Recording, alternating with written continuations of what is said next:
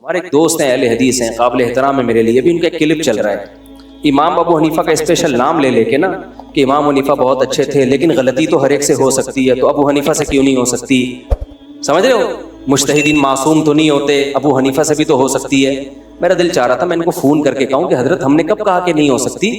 بات یہ ہے کہ ان سے غلطی کا جتنا امکان ہے نا، آپ سے غلطی کا امکان ان سے زیادہ ہے۔ یہ کیسی بات ہے کہ ان سے نہیں ہو سکتی آپ سے ہو سکتی، ان سے ہو سکتی آپ سے نہیں ہو سکتی؟ تو یہ کیوں لوگوں کو کہہ رہے ہیں کہ ابو حنیفہ سے؟ مقصد صرف ابو حنیفہ سے کاٹنا ہے۔ سمجھ میں آ رہی ہے بات کہ نہیں آ رہی؟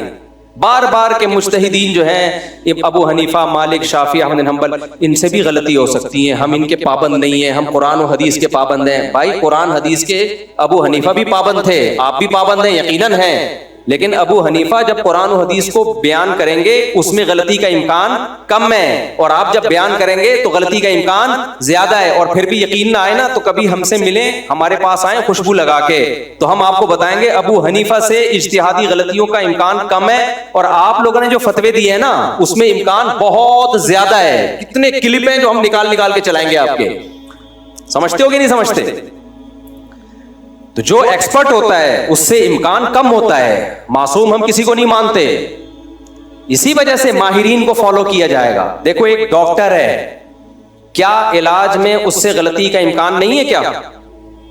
اب ایک عام آدمی جو اس لیول کا ڈاکٹر نہیں ہے، چند کتابیں پڑھی ہیں اس نے، وہ کلینک کھول کے بیٹھ جائے اور کتابوں سے آپ کو دکھا رہا ہو یہ اس کا علاج یہ ہے، اس کا علاج یہ ہے، اس کا علاج یہ، آپ کہتے ہیں یار اتنے بڑے بڑے ایکسپرٹ ڈاکٹر تو کچھ اور کہہ رہے ہیں، آپ کہیں وہ معصوم ہے کیا؟ ان سے غلطی کا امکان نہیں ہے؟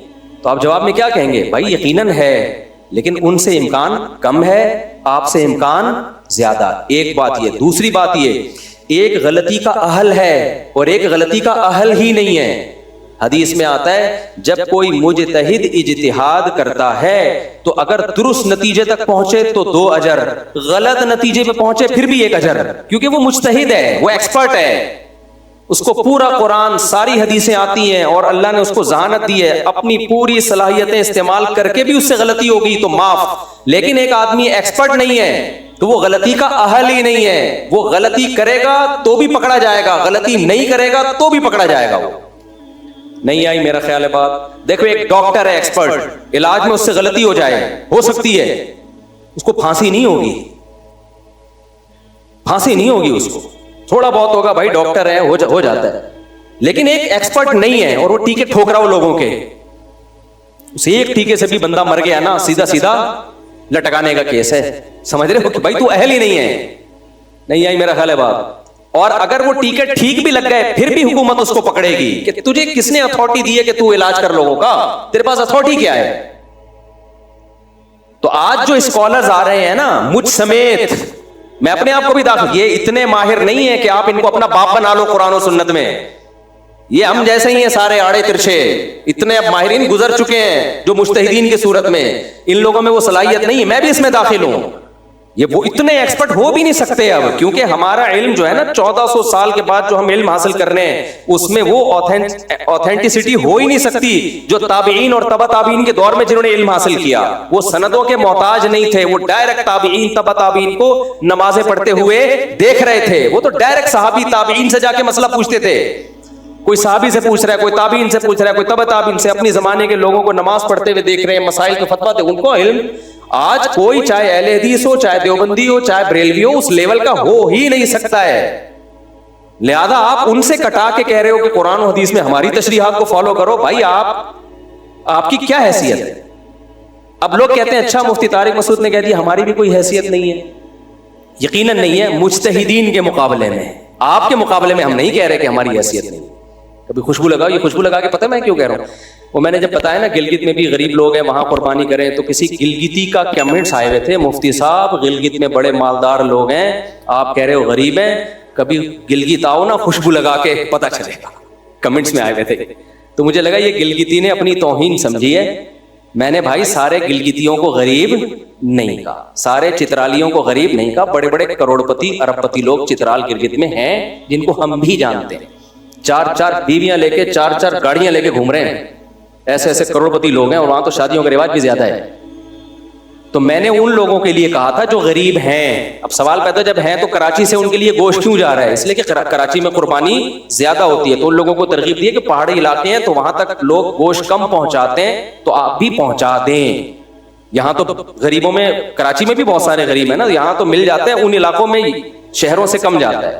تو کسی گلگت والے کو یہ کہہ رہے نہیں کہ گلگت میں جو ہوگا غریب ہوگا, تو وہ خوشبو لگا کے نا مجھے آگے کسی نے نیچے طنز کیا ہوا تھا, مفتی صاحب ادھر کوئی غریب نہیں ہے یا غریب نہیں ہوتے یہاں دولت دیکھنی ہے تو کبھی گلگت آؤ خوشبو لگا کے. سمجھ رہے ہو؟ میں نے سوچا تھا اس کا میں جواب دوں گا بھائی کیوں غلط بیانی کر رہے ہو میرے بارے میں. اچھا خیر, کیا بات چل رہی تھی وہ جلدی جلدی ہم نمٹائیں بات کو, بیان دائیں میں بہت ہوتا ہے یار ہمارا آج کل. بات کیا چل رہی تھی؟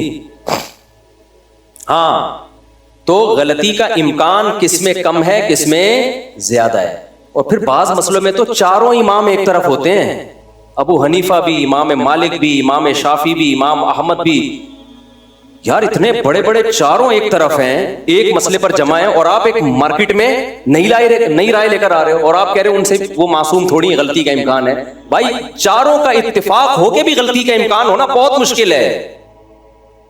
اس میں تو جیسے 3 طلاق کے مسئلے میں, تراویح کے مسئلے میں, اس کا مطلب آپ سے گڑبڑ ہوئی ہے, اس میں ان سے نہیں ہوئی ہے. تو خیر, تو فرعون نے کیا کہا, ما اریکم الا ما ارا. ہاں میں یہ بات مکمل کر لوں کہ ہم مجتہد نہیں ہیں, میں کبھی بھی نہیں اپنے آپ کو مجتہد کہتا, تو ہماری کوئی حیثیت نہیں ہے, لیکن کس کے مقابلے میں؟ مجتہدین کے. آج کل کے اسکالرز کے مقابلے میں کی بات کر رہے ہو تو پھر اس میں ہم نہیں کہتے کہ ہماری کوئی حیثیت نہیں ہے. اگر حیثیت نہ ہوتی تو ہم آپ کو فالو کر رہے ہوتے اور آپ کی باتوں اور نعروں سے متاثر ہو جاتے ہیں, سمجھتے ہو؟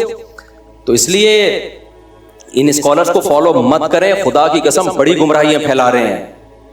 ہر شخص بے لگام اونٹ کی طرح نا قرآن و سنت کے نام پہ لوگوں کو کچھ بھی گھول کے پلا رہا ہے. اس کا فتویٰ الگ, اس کا فتویٰ الگ, اس کا فتویٰ الگ, اس کا فتویٰ الگ, ایک عجیب طوفان مچا ہوا ہے.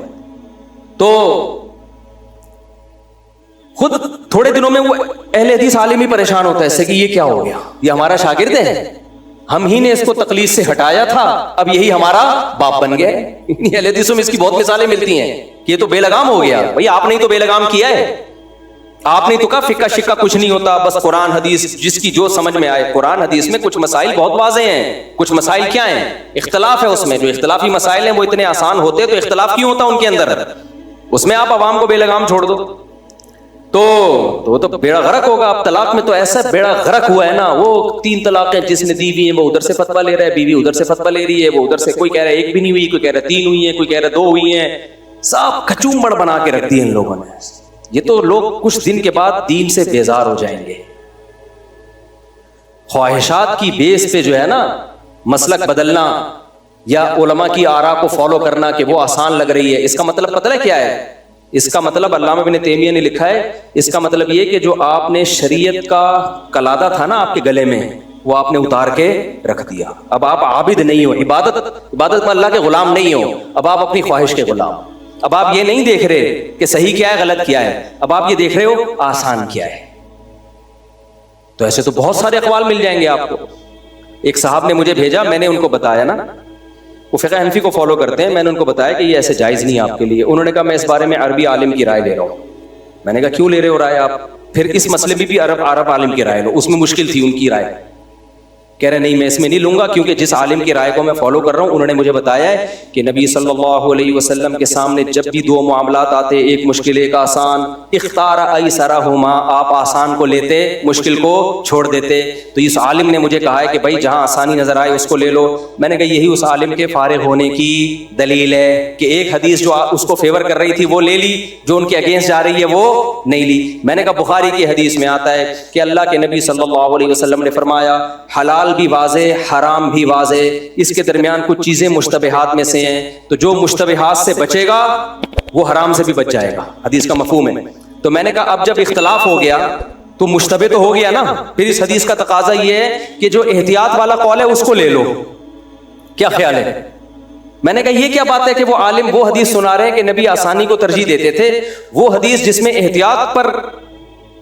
احتیاط پر عمل کرنے کا حکم دیا جا رہا ہے, آپ اس حدیث کو کیا کر رہے ہو؟ آپ اس کو چھوڑ رہے ہو. آپ میں نے کہا اس حدیث کا یہ مطلب نہیں ہے ایسرہما، جب بھی آپ لیتے تو آسان چیز کو لے لیتے، یہ مطلب نہیں ہے کہ جب دو مجتہدین کا اختلاف ہو تو پھر جو آسان قول ہوگا اس کو لیا جائے گا، یہ نہیں ہے۔ اس بے راہ روی کا پتہ ہے نتیجہ کیا نکلا ہے؟ جو قرآن و سنت کے نام پہ پبلک کو بے لگام اونٹ کی طرح کر دیا نا لوگوں نے، مجتہدین کا اور فقہ کا پابند نہیں بنایا، اس کا نتیجہ میں ابھی لکھ کے دے رہا ہوں، 20-30 سال کے بعد متع حلال ہو جائے گا، اور اسکالر نے اس پہ قلم اٹھانا شروع کر دیا ہے۔ آپ قرآن و سنت کو اگر صحابہ اور فقہا سے ہٹا کے سمجھو گے نا تو گمراہی ہی گمراہی ہے۔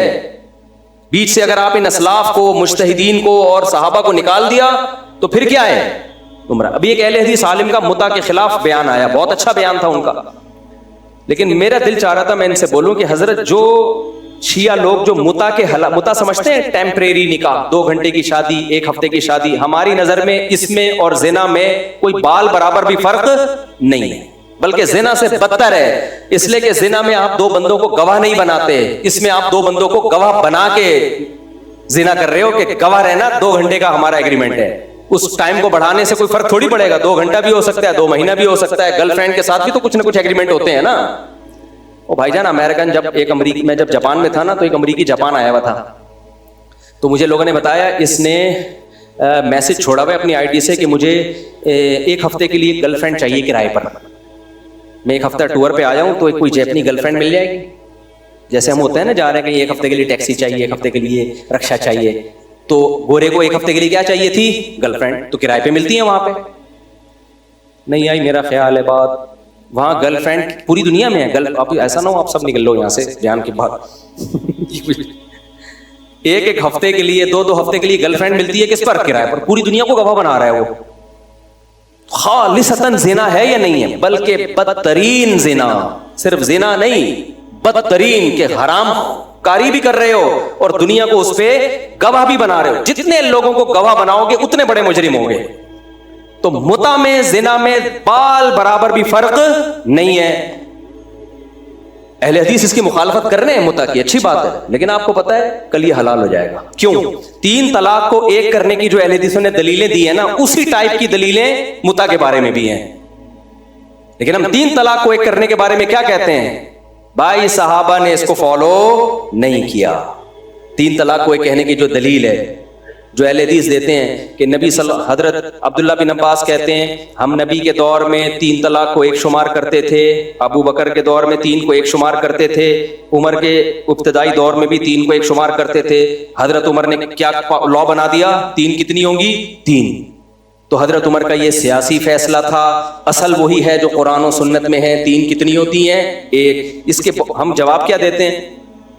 او بھائی بالکل اسی طرح کی حدیث جابر بن عبداللہ متع کے بارے میں بیان کرتے ہیں کہ ہم نبی کے دور میں متع کیا کرتے تھے، ابو بکر کے دور میں متع کیا کرتے تھے، حضرت عمر نے متع کو کیا الگ کر دیا؟ حرام۔ یہی دلیل کون دے رہا ہے؟ شیعہ دے رہے ہیں متع، اور صحیح مسلم کی حدیث ہے یہ۔ صرف حدیث دیکھ کے فوراً متاثر ہو جانا اور فتویٰ دے دینا، اگر یہ امت کو بے لگام کر دیا جائے تو جیسے 3 طلاقیں 1 ہیں، چند سالوں بعد متع بھی کیا ہو جائے گا؟ بولو، حلال۔ کیا برداشت کر لو گے یہ اپنی سوسائٹی میں؟ نہیں یاری میرا خیال ہے بات۔ اس کا کیا جواب ہے؟ بھائی یہ جابر بن عبداللہ کی اپنی رائے ہے، ان کو نہیں پتا تھا کہ متع نبی کے دور میں حرام ہو چکا ہے، یہی کہیں گے نا اس کے بارے میں، ورنہ عمر رضی اللہ تعالیٰ عنہ ایک حلال کو کیسے حرام کر سکتے ہیں؟ یہ کیسے پاسبل ہے کہ وہ حلال کو حرام کر دیں اور سارے صحابہ خاموش بھی رہیں؟ یہ ممکن نہیں ہے۔ حضرت عمر سے اگر ایک غلطی ہوگی تو باقی صحابہ سے بھی خاموشی ہو سکتی ہے۔ ہم کہتے ہیں صحابہ غلط نہیں ہو سکتے، تو جیسے صحابہ نے حضرت عمر کے متع کو حرام قرار دینے والے قانون کو مانا ہے، ایسے ہی صحابہ نے حضرت عمر کے 3 کو 3 کہنے والے قانون کو بھی مانا ہے، تو نہ اس میں صحابہ غلط نہ اس میں غلط۔